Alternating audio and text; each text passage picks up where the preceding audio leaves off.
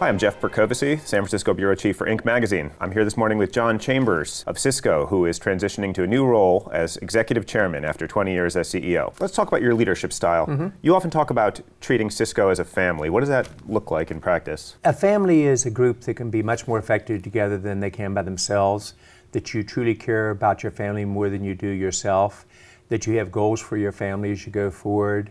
And we're a family that is not perfect, but one that really watches out for each other. So it really comes back to our philosophy about running the business. We watch out for our Cisco family, we watch out for our customers, our shareholders, and our partners.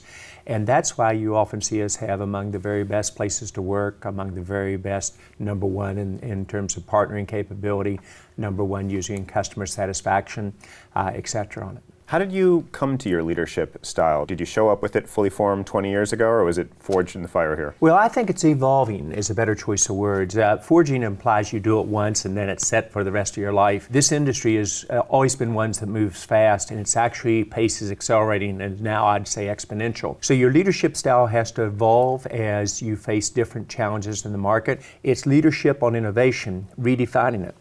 Internal leadership for hot new products, then partnering to develop products, and then acquisitions is a key element. And then we expanded that to spin-ins and then real hot internal startups.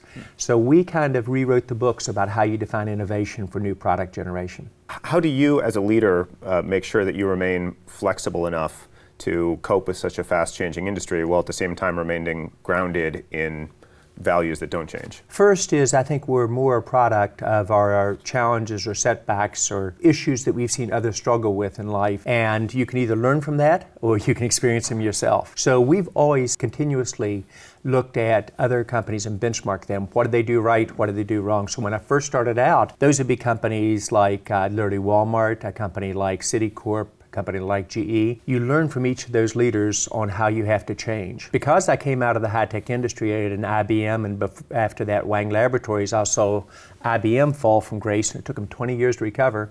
And Wang, Dr. Wang, most brilliant leader I've ever met in my life, 32 years led us without a hiccup, from one product generation to the next. When we missed, we never got back up. If you don't constantly change your company, evolve your leadership team, and change as the CEO, you can't make those transitions. Almost no company in this industry ever stays on top for more than 10 years. We're on 30 years. But it's because we reinvent ourselves. Jobs of a leader, 4 things. First, vision and strategy for the company, and how do you execute that vision and strategy? Second, selecting, developing, retaining, and when appropriate, changing the leadership team to implement the vision and strategy and to be able to execute on it. Third, culture.